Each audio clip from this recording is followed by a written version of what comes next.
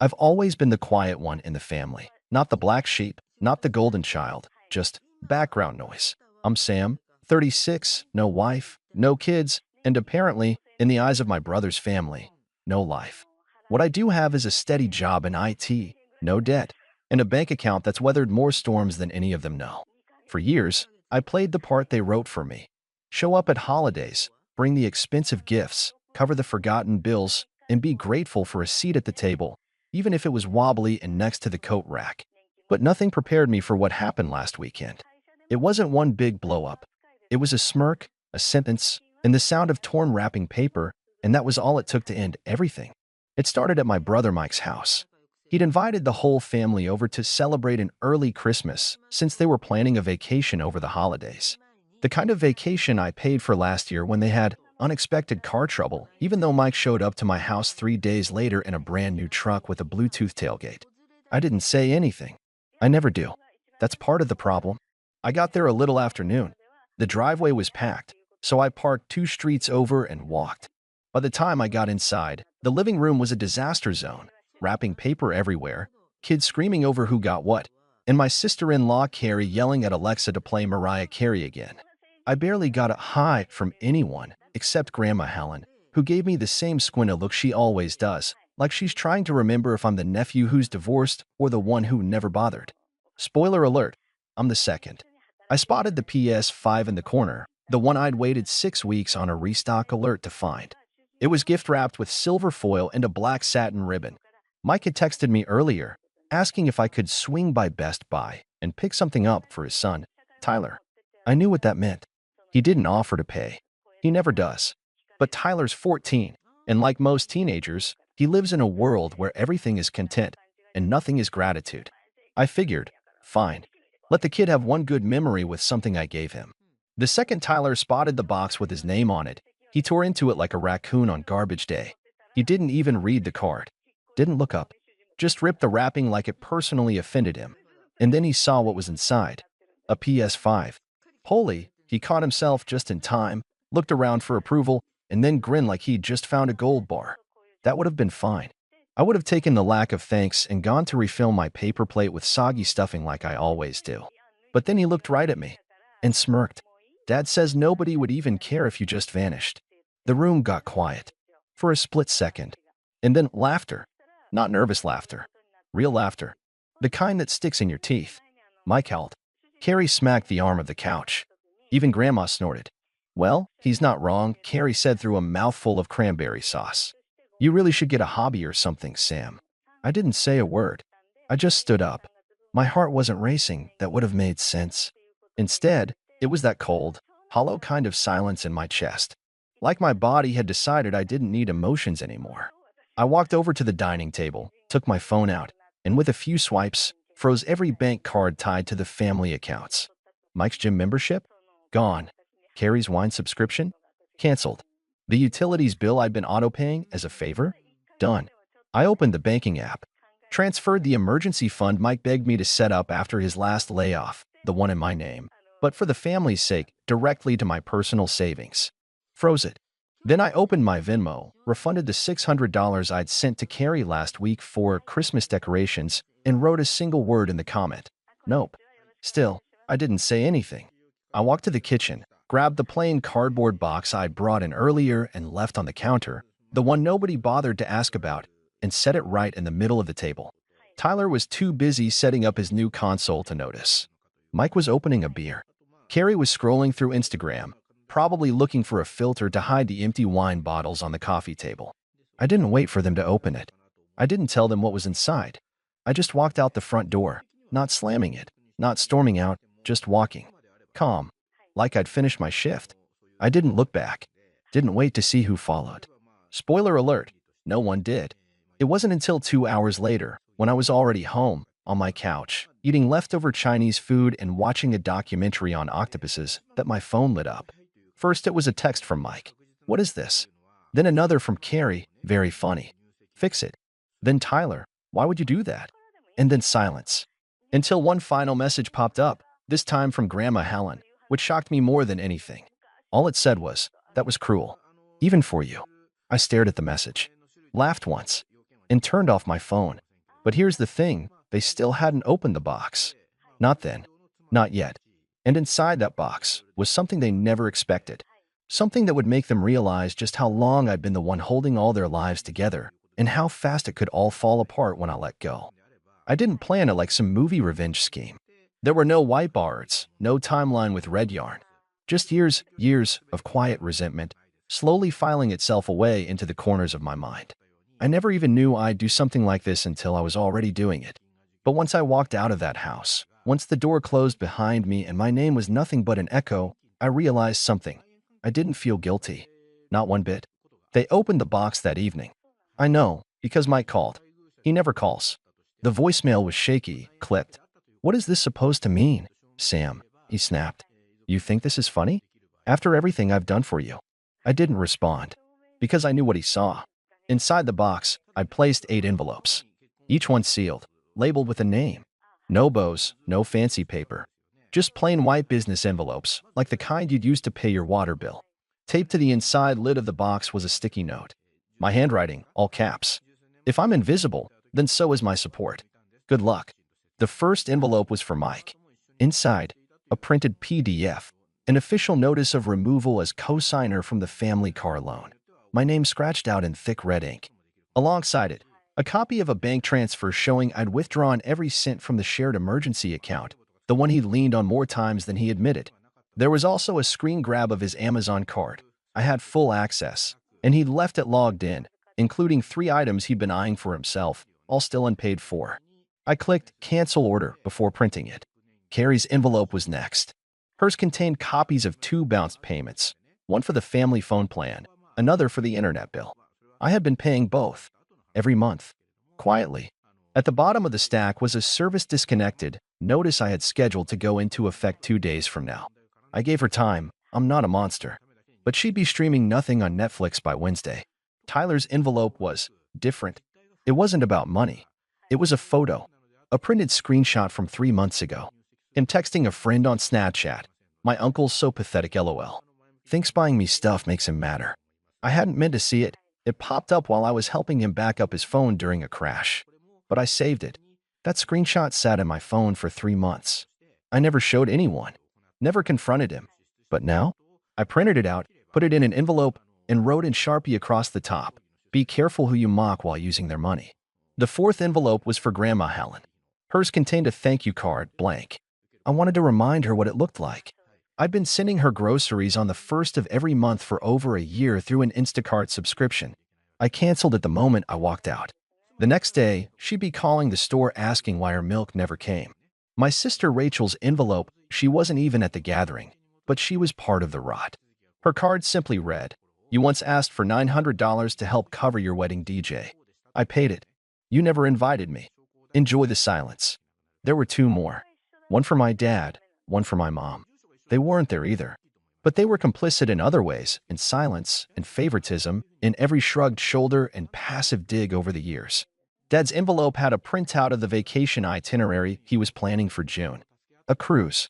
Paid, in full, by me as a surprise Father's Day gift. Canceled. Mom's had something even worse. A photo of the nursing care consultation we'd done together 6 months ago, the one she cried during, terrified of being a burden, of becoming that old woman everyone avoids. I had found the perfect facility, paid the deposit, put her name on a waitlist. I canceled that too. In her envelope, I tucked the confirmation email with a sticky note on top. "Ask Mike if he'll help you pee when the time comes." That night, they didn't call again. Not one of them. But the silence didn't last. By the next morning, I had 15 unread texts. Most were angry. Carrie sent paragraphs, all caps, lots of emojis. Mike's were shorter, more venom. One simply said, "Wow, you really think you're better than us." Another, that PS5 is Tyler's. "You don't get to punish a child." A child? That child told me the world wouldn't care if I vanished. And everyone laughed. For years, I gave, and they took. Like I was the family ATM with no PIN required. I told myself I was being kind. That it was noble to be generous without expecting thanks. That maybe someday, when they saw I was always there, they'd actually notice me. But they didn't. They noticed my money. My car, when they needed a ride. My name, when the credit applications came up. But not me. And now? Now they were noticing what life looked like without me. I didn't write back. I didn't explain myself. I just let it unfold. But I knew it wasn't over yet. Because something else was in that box. Something they hadn't seen yet. The 8th envelope. Labeled simply, Final. The 8th envelope had no name on it. Just one word, handwritten in black ink, clean across the front. Final. And I knew that's the one that would keep them up at night. I hadn't told them what it was. I didn't have to. They'd open it last. Everyone always saves the mystery for the end, right? It's human nature. Curiosity wrapped in fear. I imagined the scene in my head. Mike pacing the kitchen, muttering something about how I'd finally snapped. Carrie scrolling through legal forums, trying to see if she could report me for emotional abuse or financial sabotage. The irony. Tyler sulking in the corner, still clutching the PS5 controller like it was going to turn back into a pumpkin if he let go. And Grandma? Probably sipping lukewarm tea with that same judgmental scowl, rehearsing a speech about how family doesn't turn its back, even when ungrateful. And then someone would open it. Probably Mike. He never could resist being the loudest person in the room. Inside was a letter. It wasn't angry. It wasn't bitter. It was honest. Printed on thick paper, folded with precision, like a resignation letter. Which, in a way, it was. It began. If you're reading this, it means I finally did what I should have done years ago. I left. Not just the house. Not just Christmas. I left you. That first line was enough to punch through the silence, I'm sure. But I kept it going. I don't expect an apology. You don't have it in you. I've watched every one of you treat me like a background prop, a wallet, a taxi, a babysitter, a mistake you only acknowledge when it's convenient. You talk about family like it's sacred, but what you mean is useful. And I'm not useful anymore. Not in the way you want. I hadn't written this out of revenge. Not really. It was clarity. The kind you only get after years of swallowing your pride and calling it peacekeeping. The letter continued. Do you remember who paid the deposit when Tyler broke the neighbor's window and you wanted to avoid police involvement? Or who pretended not to notice that loan you never paid back? Or who drove 3 hours to fix your internet because you didn't want to pay a technician? I do. I remember everything. Because I kept the receipts, literally. You said no one would care if I vanished. That's when it clicked. You already think I have. You treat me like I'm invisible, disposable. So now, I'm doing you a favor. I'm disappearing. No more money. No more favors. No more being the family's silent safety net. And the last paragraph, that's the one I knew would stick. That's the one they'd read out loud, maybe even twice. You can keep the PS5. You can keep the gifts, the time, the memories I was foolish enough to think mattered. But from this point on, I'm no longer part of your family. Don't call. Don't text. Don't apologize. This isn't a negotiation. It's a notice. I hope someday you realize what you had. I really do.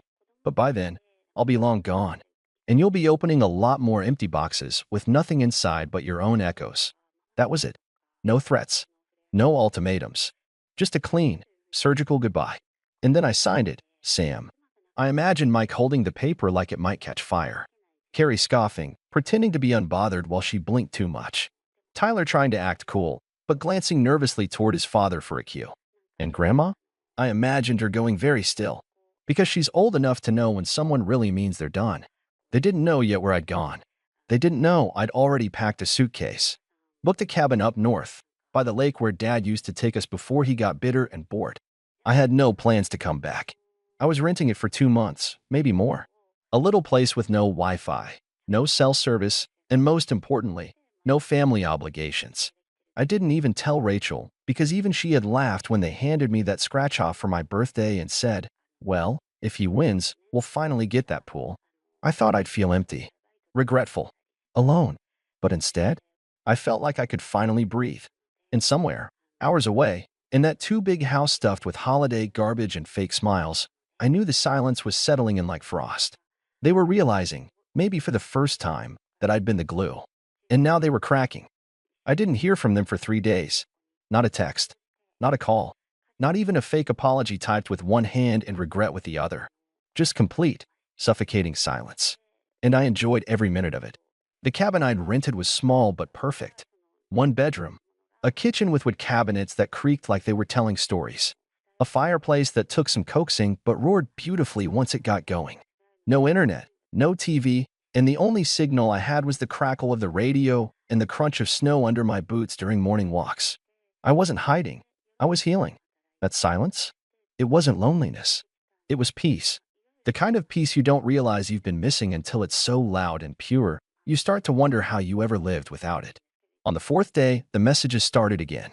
Mike's name popped up first. The preview read, "You're being childish. Can we talk?" Then another. "Carrie's freaking out. We need to fix this. You're part of the family." Ah, yes. Now I was part of the family. I didn't respond. Then came Carrie, 5 minutes later. "Whatever this is, it's gone way too far. You embarrassed us. Tyler's been crying all day." That one made me chuckle. Because Tyler didn't cry when he told me no one would care if I vanished. He smirked. And everyone laughed. No apology. No accountability. Just discomfort at the fallout. That's what really got to them. Not that I'd been hurt, but that I'd stopped letting them benefit from hurting me. I waited another day. Then Rachel texted. The sister who hadn't even shown up. I heard what happened. I know they went too far, but ghosting everyone isn't healthy either. Can we meet up? Ghosting? Ghosting? I'd spent a decade being ghosted at family dinners. Ignored. Overlooked. Ridiculed quietly in corners like I couldn't hear the whispers. This wasn't ghosting. This was grieving, not for them, but for the person I used to let them turn me into. I didn't reply to her either. Instead, I went for a walk. Through the thick snow and bare trees, past the frozen lake, through the woods where silence wasn't awkward, it was earned. I stood there for an hour, breathing it in. And then I made a decision. Not out of spite. Not out of rage. Out of clarity. It was time to close the book. When I returned to the cabin, I sat at the little kitchen table, poured a cup of stale cabin coffee, and began typing. Not on a phone. On paper. Real, old-fashioned, pen-to-paper letters. The kind no one writes anymore, which felt fitting, because none of them had written me anything in years that didn't involve a Venmo request or a list of things they wanted me to pick up. The first letter was to Mike. "Mike, you said I was being childish. I want to thank you for that. Because for once, I'm actually thinking like a child, one that finally understands what love should look like. It's not measured by the number of favors done or the bills paid. It's measured by laughter that doesn't sting, by words that don't break you. You taught Tyler to mock me, not by sitting him down and saying it outright, but by laughing when he did. That taught him more than any lecture could. You didn't just fail me. You failed him, too. Because you taught him that kindness is weakness and that people are only worth what they can give. I won't be part of that lesson anymore." Then Carrie. "Carrie, you always acted like I was some pathetic joke Mike brought along. You never said it, but your tone said enough. I remember every look, every sarcastic, 'Wow, you actually came,' or 'Must be nice to afford that when you don't have kids.' But here's the thing, I did not have kids because I couldn't. I chose not to. I watched how you treated the people who showed up for you and decided that being alone was better than being used. You said Tyler cried. Did you? Or are you just panicking now that your credit card isn't going through and no one's paying your streaming services?" To Rachel, I kept it short. "Rachel, we both know you've always done what's easiest. Staying quiet was easier than standing up. Not inviting me to your wedding was easier than explaining to your husband why your family treats me like a coat rack. I'm not mad anymore. I just have no more energy to explain myself to people who only notice I exist when they need help moving a couch. Even Grandma Helen got one.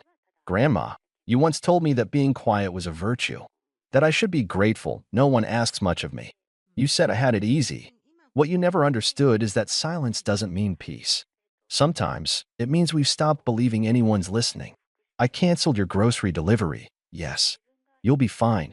You've made it clear you've lived through worse. Just don't expect me to pretend that years of passive judgment didn't leave a mark. I sealed the letters, mailed them from the little post office 2 towns over. And that was it. I didn't wait for replies. I didn't stalk their social media. I let it go. 3 weeks passed. I got one letter back. It was from Tyler, written in pencil. Messy. On-lined notebook paper torn from a school binder. "Uncle Sam, I'm sorry. Dad told me to say that, but I wanted to say it for real too. I didn't mean it when I said that stuff. I was trying to be funny. Everyone was laughing and I thought if I didn't go along with it, they'd make fun of me.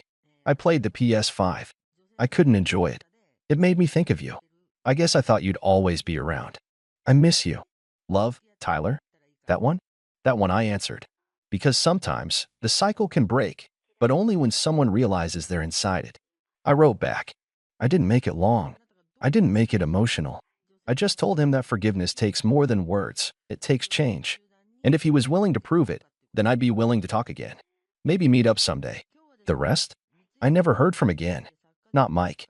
Not Carrie. Not Rachel. Not Grandma. And you know what? I'm okay with that. Because I finally learned what boundaries feel like. Not walls. Just fences with locked gates. The kind you only open when someone knocks respectfully. The money stayed in my account. The phone stayed quiet. The air around me stopped buzzing with anxiety, and for the first time in my adult life, I slept, really slept, without wondering if someone was going to call me the next day needing $500 or a place to crash or just one more favor. And maybe they'll spin it someday. Tell people I had a meltdown, that I lost it. Let them. Because the truth is simple. I didn't disappear. I just stopped letting them pretend I was never there.